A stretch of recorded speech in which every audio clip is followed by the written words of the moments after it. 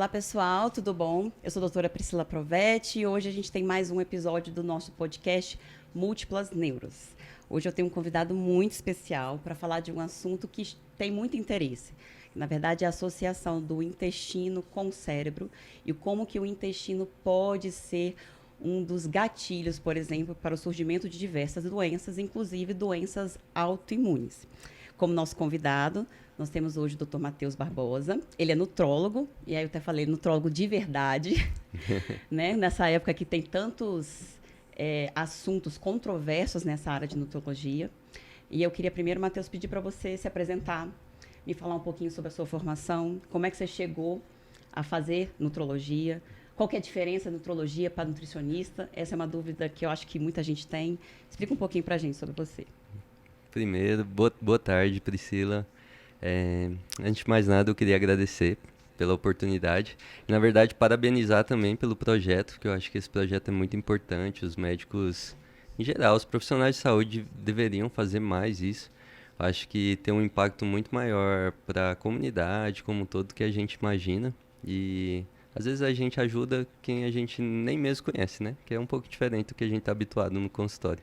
Eu falo que assim, tem tanta gente ruim fazendo, passando informação, né, desencontrada, informação errada, que também a gente tem que fazer para fazer a informação certa, né? A gente tem que se esforçar. Tem que se Mesmo esforçar. que a gente ainda não leve jeito, a gente ainda chega lá, né?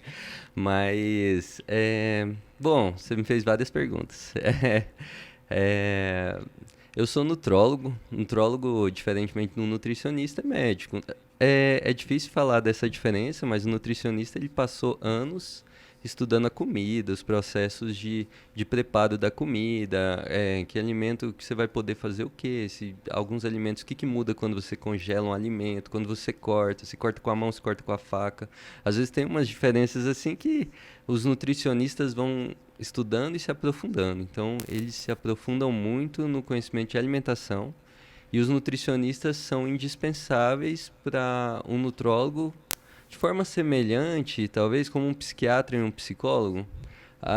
Um é médico, ele vai poder prescrever algumas medicações para auxiliar no objetivo, mas o psicólogo vai ter um papel muito importante em determinadas doenças e principalmente com relação a isso. O nutricionista estudou muito a alimentação, o médico ele estudou muito o corpo humano, no meu caso 6 anos só de graduação, depois são 2 anos de clínica médica estudando, se aprofundando nas doenças do corpo humano nos adultos, e aí 2 anos de residência em nutrologia, fazendo a associação dos dois.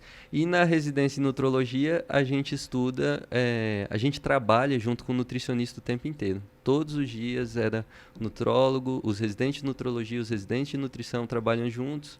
É uma troca de conhecimento para tentar achar uma solução nutricional para pacientes com determinada doença. Então, o nutrólogo acaba tendo muito mais participação, muito mais papel em pacientes que têm alguma doença. E assim, um bom nutricionista para uma pessoa que está saudável, ele vai fazer ajustes na dieta para aquela pessoa para melhorar. E eu usaria dizer, desculpem alguns colegas talvez, que aí dispensa um nutrólogo, pelo menos na maior parte das vezes. E à medida que vão se somando doenças, aí vai ficando mais difícil pesar qual que é o alimento correto para aquele paciente, e aí vai precisando de um conhecimento mais aprofundado do corpo humano. E aí E um aqui bom entra. nutricionista, ele começa a se aprofundar em algumas doenças, mas agora vamos dar um exemplo mais real de um paciente no hospital. Quando um paciente acabou de ser admitido por uma doença aguda, um infarto, um AVC, ou uma doença cirúrgica aguda, ele perde um pedaço do intestino, ele está entubado, ele está precisando de hemodiálise. Vão se juntando tantas coisas da parte médica ali, tantas terapias, que vai ficando mais difícil você definir os detalhezinhos. E aí eu falo, não é o nutrólogo também que toma a decisão sozinho, é junto com o nutricionista, vai tendo uma discussão. Muitas vezes você faz o intermédio entre o nutricionista e outros médicos. A gente fica ali fazendo a comunicação entre as equipes e achando soluções para esses pacientes mais complexos. Esse é o meu trabalho hoje no hospital, por exemplo. Hoje você trabalha só no. Você é focado mais em pacientes hospitalares, né? Mas também faz, porque assim, hoje o nutrólogo pode tanto trabalhar, por exemplo, em consultório, né, acompanhando pacientes, por exemplo, que têm essas alterações intestinais, que tem algum problema que precisa de um acompanhamento médico, e também tem o papel do nutrólogo dentro do hospital, que muita gente desconhece, né? Eu falei até com você que há pouco tempo atrás, mesmo eu sendo médica, eu desconhecia um pouco o papel do nutrólogo dentro do hospital. E a gente sabe da importância dessa questão da nutrição como um todo, né, no desenvolvimento e também na manutenção e na recuperação de várias doenças. Exatamente. Assim, no hospital, uma coisa que a gente faz muito, pegar um exemplo extremo onde o nutrólogo é indispensável, é quando o intestino para de funcionar, que aí a gente usa a dieta pela veia, de forma semelhante a quando o rim para de funcionar, um nefrologista usa hemodiálise. Então a gente tem essa terapia que seria na ponta final ali. Então, quando você chega ao ponto de ter um desafio nutricional, a ponto de não receber nada de alimentação, a alimentação tem um papel muito importante, tanto para manter músculo, tudo, quanto para manter a parte de imunidade. Só que à medida que você vai recuperando a saúde desse doente, a nutrição continua tendo um papel, só que agora é completamente diferente. O alimento que era adequado para quem estava muito doente pode ser completamente diferente quem está saudável, quem está procurando manter a saúde e até ganhar saúde de formas diferentes. E aí eu acho que entrando em contato com isso, eu fui me aprofundando numa área de atuação da medicina que também é nova. Já não basta a nutrologia ser nova, eu escolhi uma área de atuação que também é nova. Por fora que é a medicina do estilo de vida. Que é uma área que também, assim, é nova, né? Aí ainda fica na dúvida se é uma especialidade, mas que é uma coisa que vem crescendo, né? Porque no final de tudo, a maioria das doenças poderiam ser tratadas com mudanças, às vezes, do estilo de vida. Não somente isso, mas que o estilo de vida teria um papel muito importante, né? Tanto no desenvolvimento quanto, às vezes, na recuperação de várias doenças. E a gente, como médico, eu falo assim, a gente falha nisso. A gente só chega para o paciente e fala assim, mas você tem que fazer atividade física, você tem que comer bem, você tem que fazer não sei o quê. E, às vezes, a gente não sabe falar assim, mas o que falta para você fazer isso? Às vezes, a abordagem é um pouco diferente. Não é? A minha dúvida é, assim, o que o médico que tem essa especialidade de medicina do estilo de vida poderia acrescentar para o paciente? Fala assim, por que um paciente deveria procurar marcar uma consulta com alguém que faça isso? Isso aí é muito interessante. O que você falou agora é muito interessante. Primeiro, um detalhezinho é que ela é recente até fora do país. Eu acho que como especialidade só foi reconhecida nesse século, assim, não sei se foi por volta de 2010, nos Estados Unidos, como especialidade. No Brasil ainda não é uma especialidade, é uma área de atuação, que é um pouquinho diferente, né? Mas à medida que se for mostrando mais a importância disso, a tendência é galgar para virar uma especialidade médica. E é interessante, porque normalmente o paciente busca a gente quando ele tem uma perda da saúde. E aí quando você perde a saúde, você quer recuperar, você procura alguma medicação, entender ali como recuperar. Mas é muito incomum ter essa demanda de como manter a saúde ou como você ganhar mais saúde. Isso é mais incomum ainda da parte médica. Mas outros profissionais de saúde já fazem isso com frequência, que são os educadores físicos, que são os psicólogos, que são os nutricionistas. Eles já fazem isso. Mas querendo ou não, acho que é um mecanismo do ser humano também, a gente tem muito mais urgência em resolver algo que virou um problema. O que ainda não é um problema, só pode virar um problema lá para frente, a gente não vai querer intervir tão cedo. Eu já tenho um monte de problema agora, deixa os futuros para depois, né? Exatamente. Viver, a gente vive com isso. Muito vai querer prevenir e tudo mais. Mas é muito importante, porque aí você vai criando uma medicina no sentido de... Acho que tem uma conotação pejorativa nesse termo, mas você vai trocando essa medicina que é negativa, de quando você perde saúde, você tenta recuperar, por uma medicina positiva no sentido de você pega alguém que está bem e cria mais saúde para aquela pessoa. Ou alguém que está mal também e cria saúde independente da doença dela. Só que o termo também é um pouquinho pejorativo, né? Faz parecer que a medicina atual é negativa, mas não é. E aí, e tem como, porque isso a gente também estuda um pouco na nutrologia, quando alguém vai passar por uma cirurgia. Você tem um problema com data marcada para começar, que é uma cirurgia. Vai haver um corte, vai haver uma manipulação, vai haver alguma intervenção. E aí, o quão bem preparado aquela pessoa tá para aquele problema vai fazer toda a diferença como ela prepara. Pode ser do ponto de vista cardiovascular, pode ser do ponto de vista muscular, de diversas formas. O quão bem se estiver preparado, melhor vai passar. Então, é como se a gente estivesse preparando, criando saúde para qualquer problema que venha. Então, você ter músculos, você ter uma alimentação saudável, você ter o seu peso controlado para quando tiver um problema inflamatório, ter uma infecção, a resposta não ser exacerbada, qualquer problema que vier, você vai passar por eles um pouquinho melhor. E fora isso, a criação da medicina de estilo de vida, ela remonta ao final do século passado, quando tiveram 2 estudos grandes, um chama Interheart, outro Interstroke, quando eles pegaram para ver quantos dos fatores de risco para infarto tinham relação com fatores modificáveis do estilo de vida, aí 90% dos fatores de risco para infarto tinham algum componente de estilo de vida que era potencialmente modificável.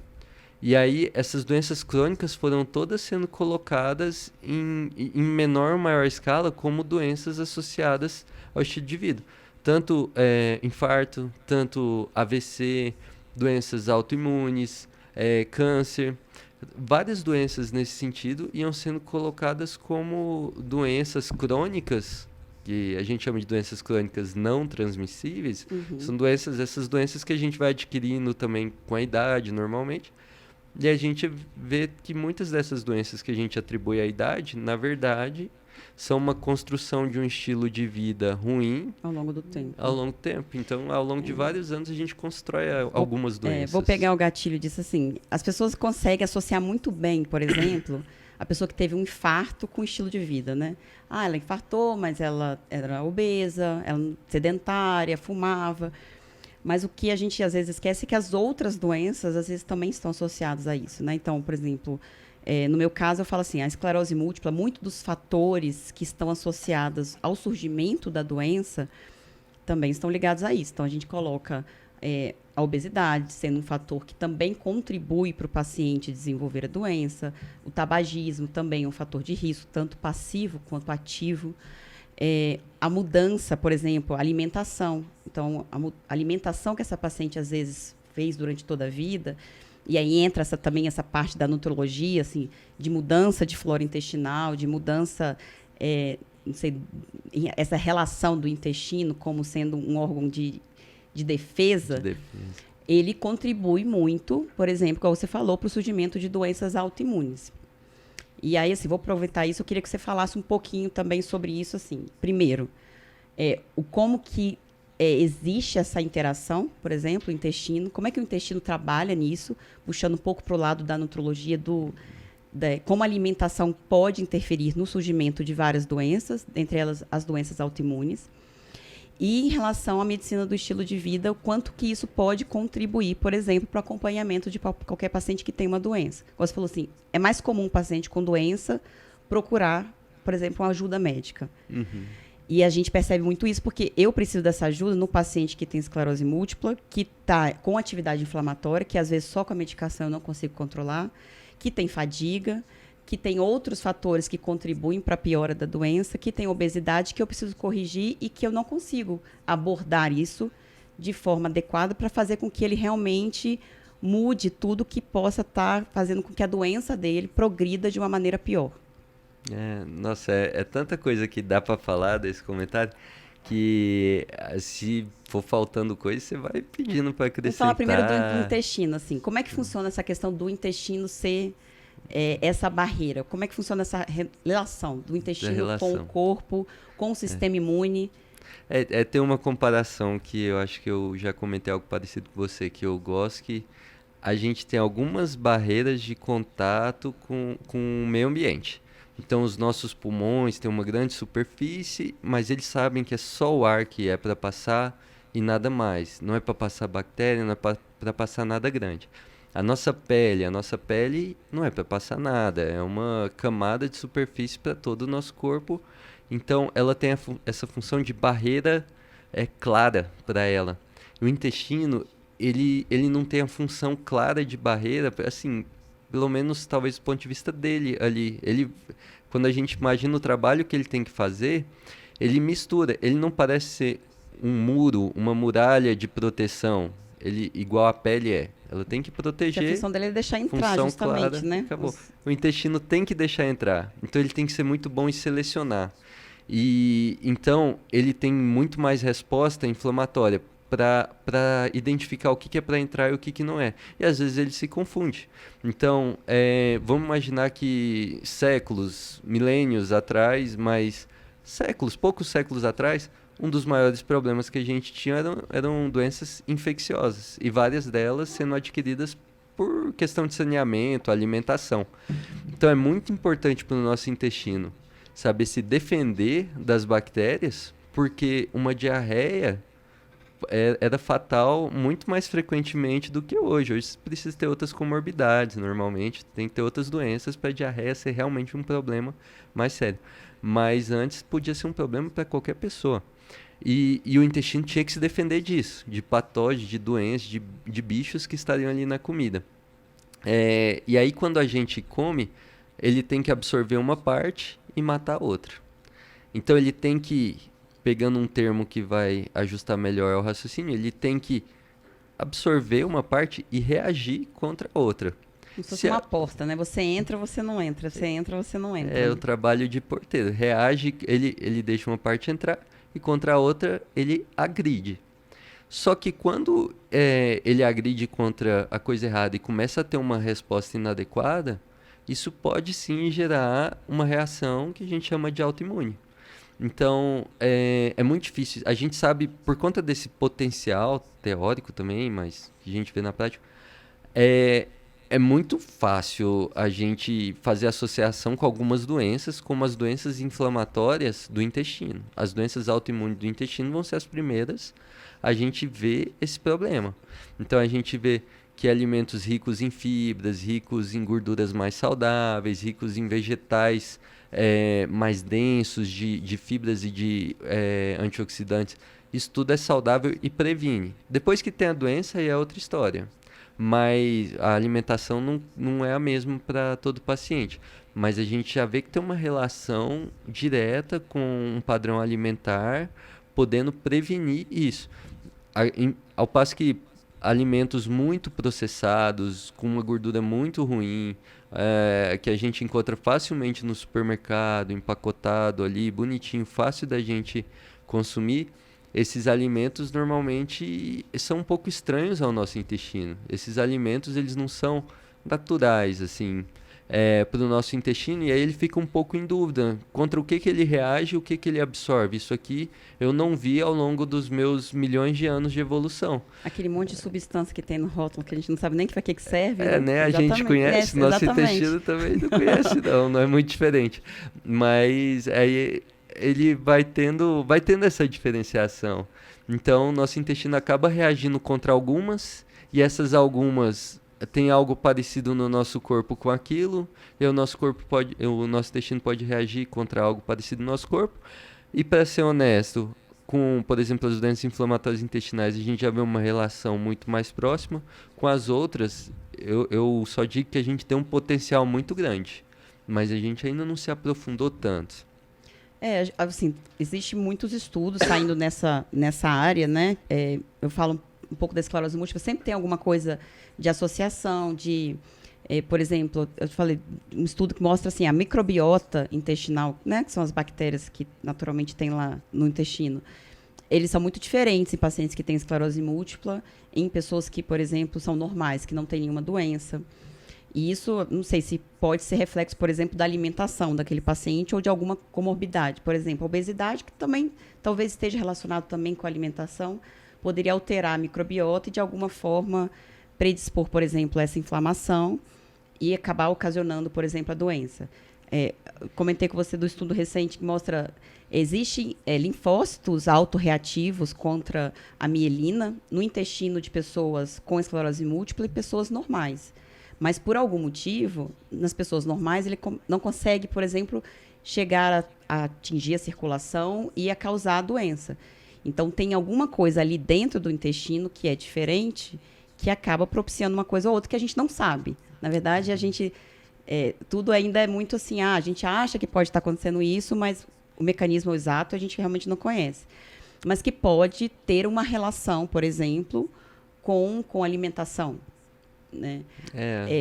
Assim, o que a gente observa de aumento de incidências de doenças autoimunes, isso você acha que pode, assim, aí já é um achismo mesmo, que a gente fala assim, pode estar relacionado com a mudança que a gente tem nos últimos anos do consumo, por exemplo, de produtos industrializados. Eles colocam como essa uma hipótese, assim, na mudança da nossa flora, e sendo o intestino como sendo o nosso sistema imunológico, eles falam até um segundo cérebro, isso pode estar fazendo com que a gente tenha mais doenças relacionadas ao sistema nervoso de alguma forma. É interessante que eu acho que pode, com certeza pode. Quando a gente vai sendo bem rigoroso em estudos científicos, é difícil porque tinham vários outros hábitos confundidores na mesma época, além da alimentação. Então, quando a gente pega o início de estudo da dieta do Mediterrâneo, era tão diferente que quando a gente tenta reproduzir a dieta, hoje a gente fala, quem começou a estudar essa dieta era completamente diferente. Hoje a gente estuda de novo em povos diferentes, mas era uma época de escassez, pós-guerra, em que você consumia muito o que estava próximo, de alimentos muito ricos. Isso eu estou falando de dieta mediterrânea, que é uma dieta vista hoje como um padrão de dieta saudável a ser seguido. Mas era uma época de escassez em que o que se consumia era produzido no local, você tinha que aproveitar ao máximo. Por conta da escassez, o peso das pessoas era muito mais controlado, o senso de comunidade era completamente diferente de hoje, porque era um período ali pós um problema muito grande a nível mundial, que era a Segunda Guerra. Então, tem várias coisas que a gente tenta puxar para hoje e a gente vai tentando replicar as evidências em uma situação nova, para realmente também virar algo prático. E aí o que você falou, que às vezes a gente tem a mesma resposta imune numa pessoa saudável que não gera uma doença. Exatamente. Mas fala, essa resposta não parece positiva, mas não gerou uma doença. E aí na pessoa, em outra pessoa que tem esclerose múltipla, você vê aquela resposta e é uma resposta bem ruim. Então, tem uma frase da medicina do estilo de vida que eu acho muito boa para isso, que eles falam que a nossa genética, alguns outros fatores, eu acho que genética é o que mais resume bem, ela carrega a arma e o estilo de vida puxa o gatilho. A gente não sabe quais que vão ser os problemas de um estilo de vida ruins em determinada pessoa. Um estilo de vida ruim, a gente só sabe que vai ter um problema, mas a gente não sabe o que ela está predisposto. Algumas pessoas são doenças autoimunes, outras vão ser doenças cardiovasculares. Tem pessoas que têm uma alimentação péssima para você virar diabético, faz de tudo para virar diabético e não vira. Então, assim, se esforça. Se esforça para ser doente. Você fala, poxa, essa pessoa estava blindada quanto a isso. Mas outros problemas vêm. Então, assim, tem um pouco disso também. Porque, assim, o que eu tô falando da doença autoimune, assim, lógico, a gente sabe que tem muitos fatores. Tem fator genético, tem outros fatores de infecção, de deficiência de vitamina, né? Montes de fatores genéticos que estão associados ao surgimento da doença. Lógico, não é só a alimentação, né? Não vamos colocar a culpa só nisso. Mas a gente sabe que existe esse papel.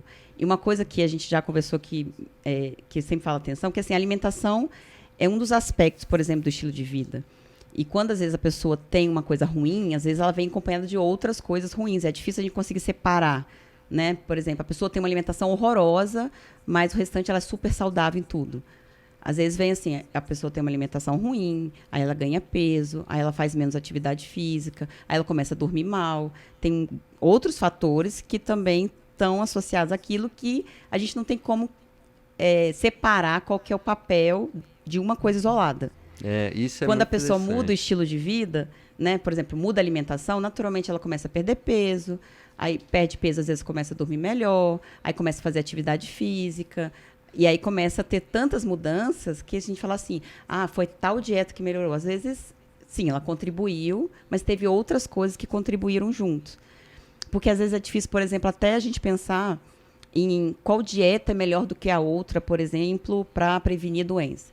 Eu vejo muitas pessoas, às vezes, com posts no Instagram, você não pode comer glúten, você não pode comer lactose, porque quem tem doença autoimune não pode, tem que seguir tal dieta. Isso. E eu falo, não tem nenhuma dieta que, assim, que comprovadamente é assim, nossa, superior à outra.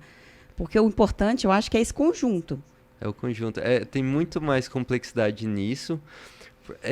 Isso aí é um problema que a gente tem das abordagens assim, antigas. Eu acho que está mudando dos profissionais de saúde com relação a gente tem que respeitar a individualidade do paciente. Quando eu falei de para prevenir doenças inflamatórias intestinais a gente já tem informação, mas quando já tem a doença muda tudo, é porque pode ter um doente que tem um espectro muito pequeno, pode ter um paciente que tem mutilações intestinais e pode mudar tudo. Então, quando você vai falar no que é o mais saudável para a doença, para a esclerose múltipla, é restringir determinada gordura, você passou por cima do mais importante, que é a pessoa. Você não sabe quem é aquela pessoa. Então, você tem que saber quem é a pessoa, e aí você junta os seus conhecimentos do que é mais saudável em diversas populações ao longo do mundo e tenta alinhar com aquela pessoa. E você também não cria você não pode criar um objetivo que seja inalcançável. Sabe, às vezes você tá falando, tem que fazer uma dieta super restritiva em determinados alimentos, comprar todos esses alimentos aqui, e orgânico, e criado localmente, e nada de alimentos de origem animal. E sabe, você sabe se aquela pessoa é uma mãe, você sabe se ela tem 2, 3, 5 filhos, sabe? Sabe Agora se você ela falou minha trabalha. língua. A dificuldade de seguir dieta é essa. Passa um monte de coisa. Gente, eu não tenho nem tempo de fazer isso. Como é que eu vou fazer isso? Exatamente. Aí você sabe se ela trabalha muito, se ela trabalha pouco, se ela só fica em função disso, porque para cada pessoa você tem que ir ajustando o objetivo. E aí quando você conhece a pessoa, você vai conseguir usar isso a seu favor. Eu acho que isso é uma das coisas que a gente mais estuda. Porque aí você alinha os valores da pessoa com seus objetivos de buscar saúde. Então, no exemplo da mãe, aí você vê que a pessoa não consegue um tempo para praticar atividade física porque ela imagina que praticar atividade física é ir na academia e fazer exercício e é um ambiente em que ela nem se sente pertencida e, na verdade, ela quer passar o tempo com o filho dela. Ela quer ter mais tempo com o filho dela. Quando você vê esse valor nela, você tenta alinhar com o seu objetivo de exercício físico e sugere um exercício físico junto com o filho e mostra os diversos potenciais disso. Por exemplo, só anda de bicicleta com seu filho. Você vai passar mais tempo com ele, você já vai bater as metas de exercício. Para a sua saúde é o que faz diferença, né? Tanto talvez o benefício estético todo que ela idealizou, que a pessoa idealizou não seja, mas para a sua saúde é o que vai fazer diferença, vai passar tempo com seu filho, você vai estar criando um hábito saudável para você que vai impactar ele e que pode impactar futuras gerações. Então, o poder que isso tem de você conhecer a pessoa para alinhar com conhecimento é muito grande. E para ela, o impacto que ela pode ter é muito maior do que a gente imagina, porque também a gente reduz a pessoa à doença, muitas vezes, e a gente tem que entender um pouco mais a experiência da doença. Então, a doença daquela pessoa, afastar ela dessa situação de ser mãe, faz com que a experiência da doença dela seja péssima. E se você fala, não, a sua doença pode ser ruim aqui, mas não precisa impactar no que mais importa para você e a gente ainda pode usar isso a seu favor. Aí se você vai melhorando a experiência que aquela pessoa tem com a doença vai se tornando irrelevante na vida dela, em algumas situações, em outras não, depende do tipo de doença, mas você vai tentando afastar ela da doença.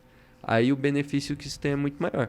Para isso, não dá para seguir uma receita de bolo do Instagram. Você tem que conhecer a pessoa e tentar alinhar os conhecimentos, o objetivo, os valores. É um Não pouquinho tem fórmula diferente. mágica, né? Não tem um comprimido, porque a gente sempre busca isso, né? Pois Eu é. quero reposição de tal coisa, eu quero dar um comprimido aqui e resolver o problema da alimentação, da nutrição. Não tem isso. Pois é, que É às tudo um vezes conjunto, né, de coisas. parece que vai na pessoa idosa aquele tanto de exames e você não sabe a pessoa que está por trás. Aí fala, o seu problema é que o selênio ótimo não é 70, é 120. Aí você repõe algo que não vai ter relevância. Depois Muitas eu quero saber vezes. para que serve o selênio, gente. Quando eu pego esse resultado de exame, eu falo assim, tá baixo. Eu falei, eu não sei nem para que serve isso aqui. Então, você vai perguntar para a pessoa que pediu, porque É eu não justamente. A sei. primeira coisa quando a gente vê um resultado de selênio, e tem algumas situações que eu preciso dosar, mas a primeira coisa que você se pergunta é por que que dosou? Porque, assim, as situações que eu conheço, pelo menos da minha prática, são muito restritas. E normalmente a pessoa vem com aquele livro de exames. Isso é uma coisa para identificar, assim, um profissional que ele já te pediu 60 exames antes de você sequer ir na consulta. Aí você já fica se questionando qual que vai ser o objetivo da consulta. Ele ainda nem te conhece. Como é que ele já tem uma fórmula pronta para você, né? Isso é uma coisa bem, assim, a medicina eu acho que está caminhando um pouco para isso, assim, para uma medicina individualizada, né? A gente vai fugir um pouquinho dos protocolos, talvez, e começar a fazer uma medicina de precisão, Uhum. que a gente, né? Por exemplo, na minha área a gente tenta cada vez, assim, né? A gente está um pouco longe disso, mas o ideal seria a gente conseguir dosar, por exemplo, as citocinas daquele paciente. Como é que é porque o processo inflamatório, mesmo na mesma doença, é diferente. Tem pacientes que evoluem de forma diferente. Por que eles evoluem de forma diferente? Por que ele responde a um tratamento e não responde a outro? Então, tem muitas coisas do próprio indivíduo que a gente precisaria, talvez, conhecer melhor para a gente conseguir fazer uma terapia mais otimizada. Uhum. E que talvez, eu queria tirar essa dúvida, assim, se em relação à nutrição, por exemplo, já tem algum caminho para isso. Por exemplo, da gente estudar, por exemplo, a flora intestinal daquele paciente, ou estudar, por exemplo, todos os micronutrientes, para a gente talvez avaliar qual que é a necessidade daquele paciente e conseguir adequar a dieta. A gente está falando assim, dosar selênio, não sei nem para que serve, mas, enfim, existe hoje alguma evidência da gente fazer alguma dosagem que a gente consiga fazer e ajustar alguma coisa da vida para suprir aquele nutriente, por exemplo, em relação à nutrologia? Isso aí é legal porque a gente vê dosando cada vez mais algumas coisas e a gente vem questionando cada vez mais a evidência de algumas coisas que a gente já dosa. Então, assim, você vê cada vez mais dosando a tabela periódica inteira, cada microelemento ali que tem, e a gente fica questionando a real necessidade de dosar algumas vitaminas. É, eu acho que hoje a gente pede muito mais exame do que deveria. Isso é uma demanda. Às vezes o próprio paciente já tem uma expectativa de exame, mas é uma demanda assim para uma sensação de cuidado. Eu acho isso dá uma torcida na cabeça, né? O paciente sente cuidado quando você pede muito exame e na verdade é entendendo a história que a gente vai realmente cuidar do paciente. Mas existe algo que vai se aproximando disso. Eu acho que se a gente conseguir direcionar para o caminho certo pode ser positivo, que quando a gente faz alguns exames de microbiota fecal, a gente vê o resultado final de vários processos que estão acontecendo no corpo. E aí a gente vê que vários problemas que estão acontecendo. Então a gente já tem muito mais bem identificado o que são padrões de fezes saudáveis, porque as fezes vão ter o resultado de muita coisa ali. É, e, e você poderia fazer alguns ajustes. E, na verdade, hoje, quando a gente faz um exame desse, é bom porque aí o paciente vê um exame falando, tá alterado. E aí, você, você naturalmente na conversa já consegue conversar com ele. Mas o que você... Assim, a gente não fala isso diretamente em consultório, mas para ficar mais claro, talvez, o que a gente pensa. Mas o que você esperava de diferente com os hábitos que você tem? Não, aqui a gente pode falar assim, gente, a pessoa tá fazendo... não Tá tem como, não fazendo tá tudo fugindo. errado. Não Então, tem como mas fugir, entendeu? pelo menos essa função de mostrar que muitas vezes a pessoa só sente que tem alguma coisa errada quando você mostra um exame alterado. E para a maior parte das vezes a gente não precisa. Você pega uma pessoa com um peso muito acima do normal, sem nada de músculo, pura gordura, podem vir todos os exames de colesterol normal, pode vir tudo para glicemia adequada e E mesmo assim tem um ela tá problema doente. para você corrigir ali. E aí você tem que entender tudo daquela pessoa. Então, quando o exame vem alterado, é bom, porque aí você tem um detalhezinho para já ir direcionando, algo para se apegar, para já criar aquele primeiro motivador. É ruim que o motivador normalmente tem que ser negativo, né? Mas o difícil é quando os exames todos ainda vêm normal. Porque aí parece que é muito triste quando a gente identifica um problema, mas o paciente só confia nos exames e ele sai convencido de que como os exames ainda não estão alterados, por mais que algumas pessoas falam que esteja tendo um problema, inclusive os médicos, não é problema suficiente, ainda não apareceu no exame. E aí o exame deixa de ser um exame complementar, normalmente a gente pede os exames complementares, e aí o exame passa a ser o principal. Aí o raciocínio clínico se inverte e isso prejudica, acho que todos. Para o profissional gera frustração, para o Uhum. paciente vai ter prejuízo à saúde e o principal a gente consegue colher em uma boa história.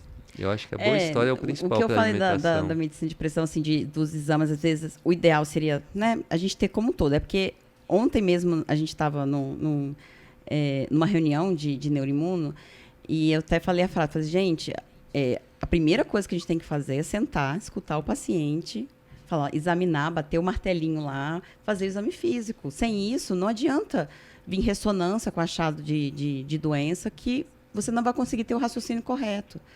Então, assim, tudo se baseia na história clínica e no exame físico. A gente esqueceu um pouco essa parte, porque realmente a gente tem acesso hoje a muitos exames. E aí, assim, a gente acaba utilizando esses exames achando que aquilo ali já substitui uma boa história. Mas o que eu estou dizendo é assim, pode ser que a gente ainda não saiba o que fazer com esses resultados. Estou dando um exemplo da minha parte, por exemplo. A gente está dosando neurofilamento nos pacientes com esclerose múltipla. Neurofilamento é uma molécula que acaba caindo, né, tendo no sangue, no líquor, quando tem morte neuronal. Uhum. O que eu explico aos pacientes é assim, olha, a gente não sabe ainda o que fazer com essa informação. Então, mas ele vai vir alterado, vou mudar a conduta? A gente não sabe. A gente está pedindo para construir um conhecimento. Uhum. Então, talvez, assim, né, a dúvida é, a gente está dosando isso. Isso é uma coisa que, às vezes, não é relevante, igual a gente fazia vários exames antigamente, assim, que esse exame não traz benefício nenhum, ou se, na verdade, a gente não sabe o que fazer com eles. Por exemplo, se vem um selênio baixo no paciente É. normal, isso é uma coisa que eu tenho que me preocupar, ou a gente não sabe ainda. Ou, assim, na Ah, verdade, não. não. Isso pode variar ao longo do dia. Tem vários fatores, né, que podem... Isso é interessante Entendeu também. minha dúvida, assim, Eu né? Porque esse entendi. que eu passo... A gente passa por isso da parte de. A gente tem muitos desses exames que estão sendo usados para construir conhecimento.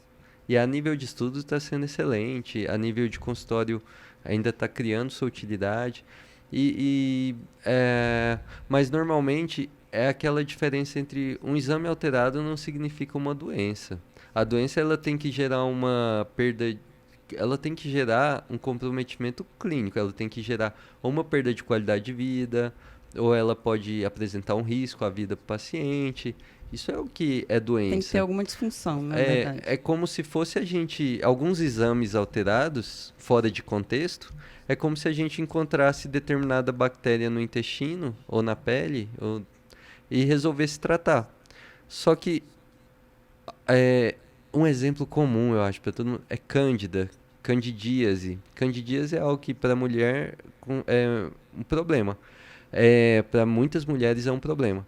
Cândida é normal? É normal pra gente. A gente encontra ela lá e assim, é para ter cândida no nosso corpo.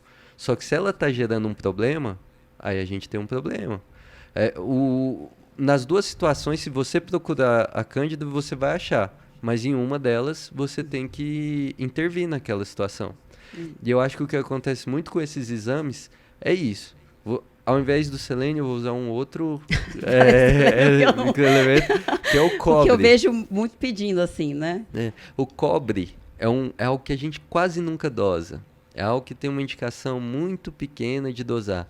Às vezes, talvez faz acompanhamento em bariátricos, mas é em quem tem risco para ter deficiência.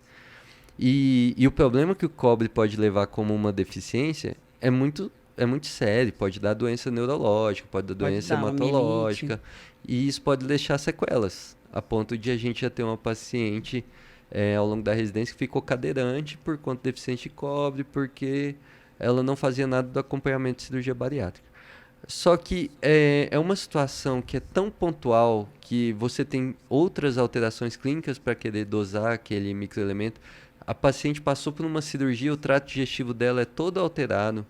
Ela deveria estar tomando já os microelementos com zinco, com cobre, com selênio, porque a absorção dela vai estar numa deficiência. Então, conversando com essa paciente, novamente conversando, você identifica que ela fez uma cirurgia, que alguma coisa não está bem com ela, que já foi investigado e você tem que ampliar essa investigação e procurar esse microelemento. E quando você procura, ele está muito baixo, não é um pouquinho baixo para você ficar repondo. E aí você tem que repor para tentar reverter ao máximo essa situação. Então, tem situações bem descritas. A gente tem hoje cada vez mais deficiência de vitamina D e vitamina B12, que vitamina B12, várias medicações podem interferir, alimentação, cirurgia do trato digestivo. É muito fácil, uma vitamina é difícil de ser absorvida. Então, a gente acaba precisando repor cada vez mais para pacientes que são até saudáveis com mais de 50 anos. Mas o normal ainda é deficiência com alguma comorbidade. E vitamina D, por exemplo, tem muita relação também com o estilo de vida. É uma vitamina fácil de absorver, mas a nossa principal fonte é o sol. A gente se expõe cada vez menos ao sol. E tudo, então você acaba precisando. Tem relação com a alimentação também, claro. Mas você acaba precisando repor cada vez mais e cada vez mais novo em algumas pessoas por conta disso. Tem várias vitaminas que são assim, só que com a alimentação, quando a gente vê um risco, muitas vezes a gente repõe sem nem precisar dosar. Isso acontece no dia a dia sem a gente nem perceber.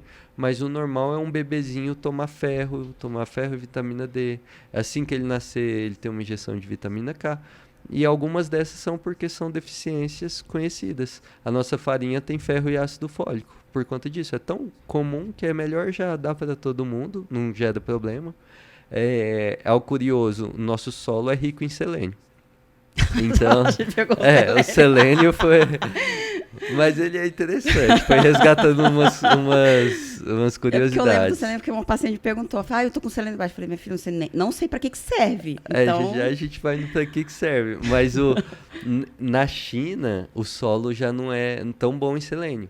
Então, o pessoal lá, eles colocam selênio, se eu não me engano, no arroz, que é de consumo muito frequente. Porque lá você tem um problema de deficiência de selênio, igual aqui a gente teve problema de deficiência de iodo. Porque aqui tem iodo no sal. Na China eu acho que tem selênio no arroz, se eu não me engano, porque lá gera as doenças de selênio. Entendi. Aí a doença de selênio, na deficiência, por falta, por muito tempo, é ruim. É uma insuficiência cardíaca que chama síndrome de Quechan. E aí, só que isso é o raro do raro. Se algum dia eu fizer um diagnóstico desse, eu vou ligar para minha chefe e falar: você não acredita o que eu encontrei aqui? A deficiência de selênio gerando comprometimento clínico, uma insuficiência cardíaca. Mas assim, é raro do raro. E no Brasil, porque é justamente isso. O solo tem muito. O alimento fácil da gente conseguir aí em níveis maiores ainda é castanha do Pará. Tirando essa parte de prevenir doença mesmo, é um microelemento que ele está associado ao principal antioxidante intracelular que a gente tem. Então, é um microelemento assim, quando você estuda na teoria, ele é muito bom.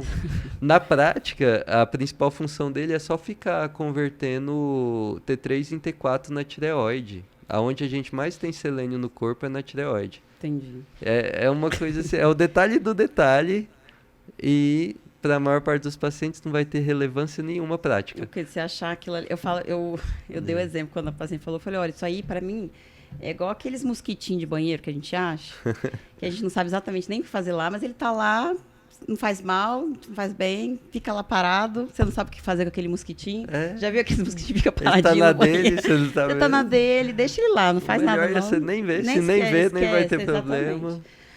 Mas o curioso de toda essa conversa é que é assim, né? A gente sabe da importância de tudo isso, né?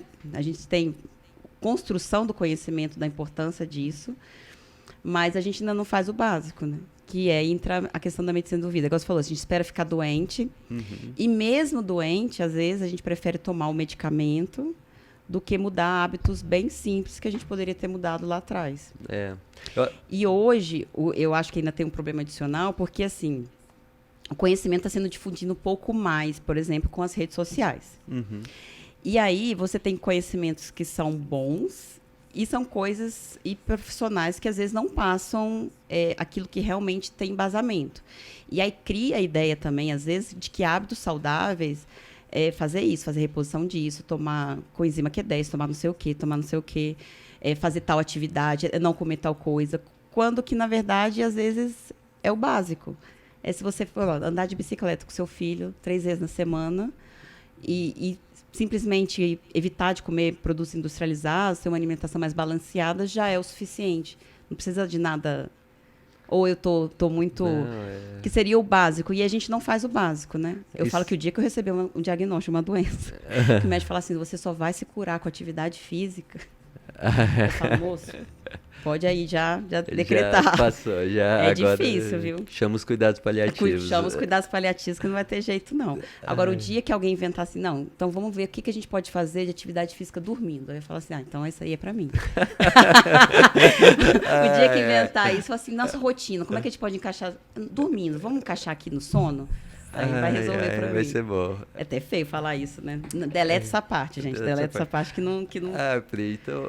Primeiro, assim, que você falou de tem muitos profissionais. Por isso que eu te parabenizei. Tem muitos profissionais que espalham informações ruins.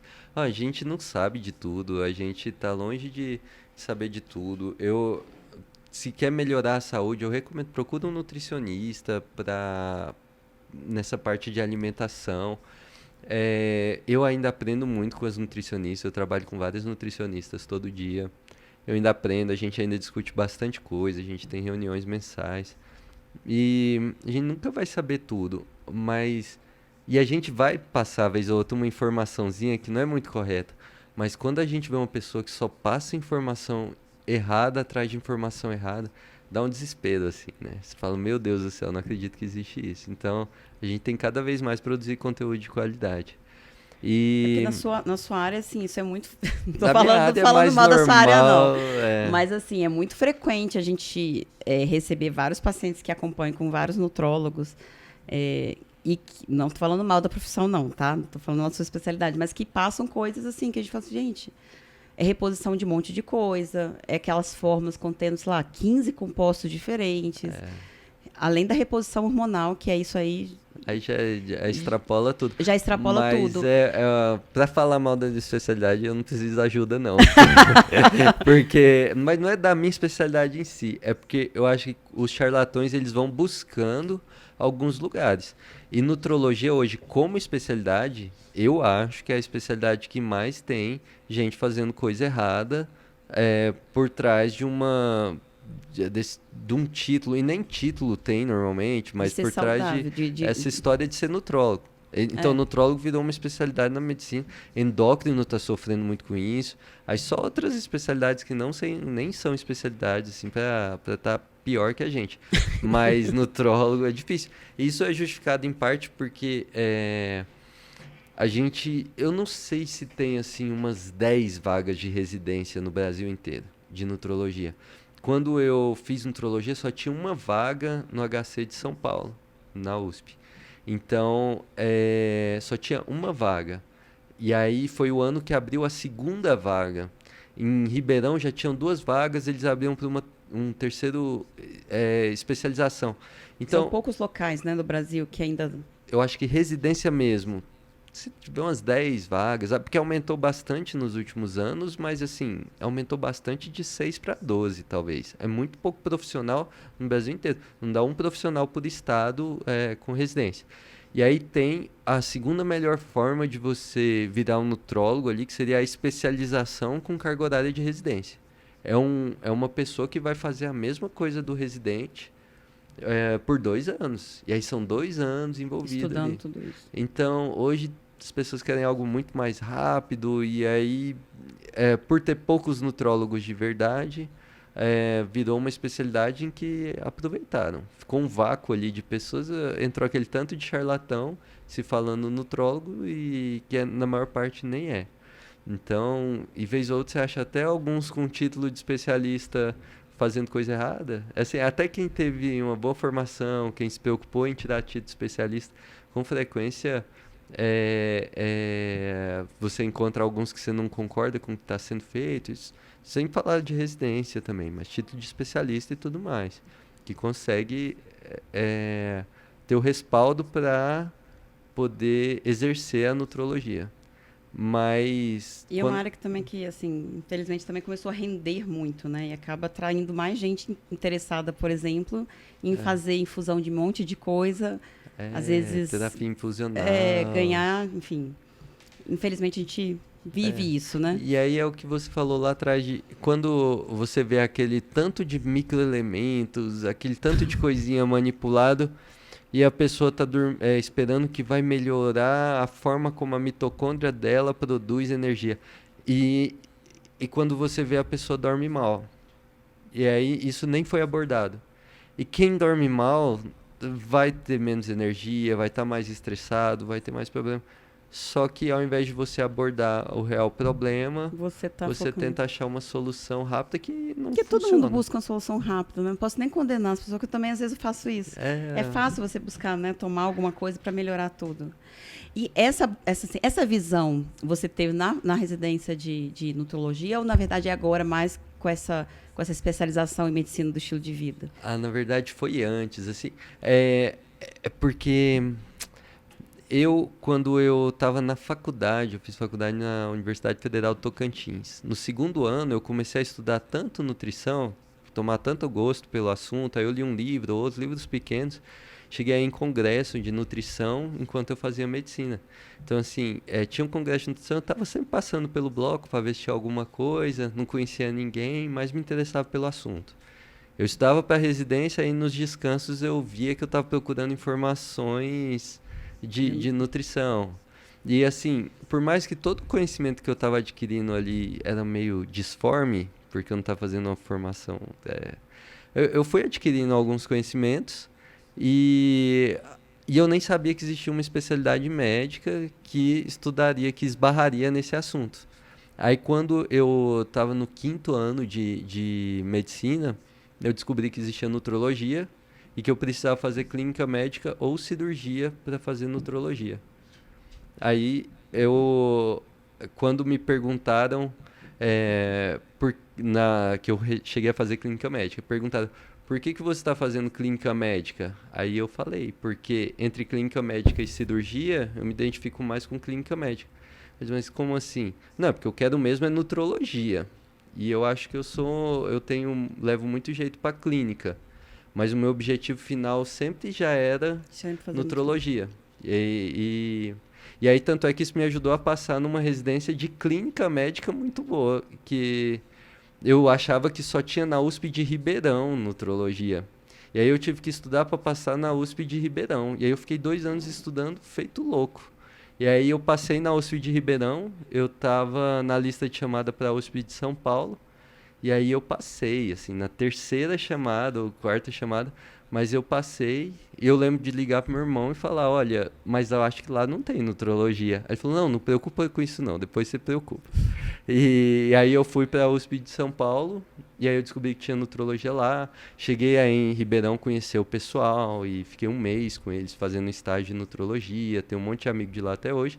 Mas aí eu acabei passando numa boa residência, porque eu já queria fazer clínica onde Fazendo teria clínica. nutrologia, porque a gente sabe que isso ajuda bastante. E agora a paixão pelo estilo de vida, né? Focado mais em saúde do que em doença. Mais focado em saúde e doença, que foi isso que me puxou para esse assunto lá no início. E aí eu identifiquei na alimentação assim um mecanismo muito bom, era alimentação e exercício físico. Eram as duas principais coisas que eu notava como algo que me trazia saúde. E eu não tinha a dimensão dos outros pilares de medicina do estilo de vida. Por exemplo, eu só fui me dar conta da importância do sono, algo que a medicina do estilo de vida já falava há muito tempo, só fui me dar conta na residência de clínica médica. Em que às vezes você acordava na segunda-feira pensando, nossa, eu só vou dormir bem lá para sábado. Daqui uns 5 dias eu tenho espaço para dormir bem. E aí você estressado e você É o dia via a que dia você... das mães, tá, gente? Dia a dia Não precisa das nem mães. passar, não precisa passar nem residência pra gente aprender isso. E por exemplo isso, eu lembro quando eu fui fazer nutrologia, eu tava falando que tá muito difícil passar pela clínica médica, eu conversei com um nutrólogo e ele falou isso, isso aí vai ser bom para você ainda. Quando um paciente chegar no consultório falando que não dormiu mal, lembra da sua época de plantão para você ver como é que você ficava, que aí você dá um desconto para ele. Não é fácil fazer as coisas quando a gente dorme mal. Não é fácil você fazer exercício, não é fácil você fazer boas escolhas alimentares, não é fácil você manter a calma, você se mantém mais, você fica mais estressado, você briga com as pessoas. Então, você dormiu mal, seu dia é mais vulnerável. E para algumas pessoas dormir mal é uma rotina. Então, quanto mais a gente melhora nisso, o impacto é muito grande. É um pequeno estresse ali todo dia, né? A conclusão é temos que olhar o indivíduo como um todo, em todos os aspectos da vida, corrigir tudo e com coisas fáceis.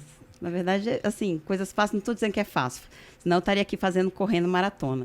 Mas assim, mas são coisas que são possíveis de qualquer pessoa fazer, não precisa de nada muito além daquilo que a gente está disponível, né? Como você falou, podemos adequar a atividade física ao seu dia a dia, né? Então, assim, hoje a gente consegue fazer com 15 minutos de atividade física todo dia, tem internet, tem app, tem no YouTube, vídeo. Tem, A gente cada só tem que pessoa tem um ajustar. jeito diferente de fazer. É, eu acho que você colocou muito bem. A gente tem que tentar, na medida do possível para o paciente, e aí a gente tem que conhecer ele, a gente tentar fazer com que ele adquira hábitos que vão sendo melhores. E esses hábitos, o que eu gosto nisso, dessa abordagem de medicina do estilo de vida, é que esses hábitos, eles são transmissíveis. Você cria um hábito, essa pessoa se torna um exemplo, e isso vai impactando a comunidade em volta dela, as próximas gerações. Porque muitos dos problemas que a gente tem são geracionais, mas não por serem genéticos. Mas você não tem... quando você tem diabetes porque seu pai era diabético, não é só por conta da genética que veio ali, mas além da genética vieram os hábitos, Alimentação dentro de casa. a alimentação, tudo isso é de certa forma hereditário, mas é porque é uma herança dos costumes que a gente vive. Matheus, eu queria muito agradecer a sua participação aqui. Eu falo que esse podcast é uma coisa que está construindo, assim, né? Então, no início, posso ter uma certa dificuldade de conduzir as coisas. Eu acho que... Mas a minha intenção é justamente o que você falou, assim, tentar passar alguma informação de qualidade para as pessoas entenderem, né, esse processo de saúde e de doença e de como que coisas simples conseguem fazer com que a gente tenha uma evolução muito diferente. Eu que lido principalmente com doenças graves, né? Eu não lido muito com a questão da saúde, mas eu lido com doenças muito graves, mas que a gente tem que abordar cada vez mais isso, porque são hábitos simples que acabam mudando a evolução da pessoa. E aí você se dispôs a vir aqui falar, né, muito bem sobre vários assuntos. Eu espero que tenha ajudado muita gente. Eu queria que você me falasse aonde que as pessoas conseguem te encontrar, se elas conseguem marcar a consulta com você, para ter esse acompanhamento, se Instagram, enfim, onde é que as pessoas podem... Tá certo. Bom, antes de mais nada, eu quem agradeço pela oportunidade de poder, de certa forma, contribuir para esse projeto, que eu invejo muito, eu acho maravilhoso quem consegue fazer isso e a gente tem que dar todo o apoio. Atualmente eu atendo principalmente em hospital, principalmente eu estou principalmente no Hospital Death Star, da Redditor, aqui em Brasília, mas eu tenho um Instagram, que o Instagram é @nutrólogobarbosa, em que eu cheguei a ter um movimento lá, parei, eu vou voltar a movimentar, mas é porque eu acho que eu tinha que estruturar melhor. E é E essencial, né? Porque falta nutrólogo bom para passar informação, viu? exatamente, mas eu acho que a gente vai ficando mais rigoroso à medida que a formação vai se aprofundando. E aí eu quero ter certeza que o que eu estou passando é de qualidade, fazer um projeto que seja mais duradouro. Então usei o piloto que eu tive nos últimos meses, foi muito bom para eu criar experiência, mas eu acho que os pacientes, a comunidade em geral, precisa de informações melhores, com um aprofundamento dentro do possível, para as próprias redes sociais. E aí eu pretendo voltar com esse projeto. E quem já aí quiser me seguindo, excelente, pode ir seguindo, já já vai tendo conteúdo. Mas tanto o Instagram quanto o consultório para poder auxiliar os pacientes que querem melhorar o estilo de vida, seja focado na alimentação ou não, eu estou estruturando isso para poder fazer um serviço de qualidade e em breve vai ter isso disponível para todo mundo. Eu vou até divulgar quando ele começar, tá, gente? Queria agradecer vocês que ficaram até o final escutando. Por favor, se inscrevam no canal se você quer ter esses conteúdos e mais conteúdos de qualidade. Também me acompanhe nas redes sociais, vai estar aqui embaixo, em alguma região aqui. Vai estar no meu Instagram, doutora Priscila Provetti. Me siga lá, que a gente sempre tem novidades. Tchau.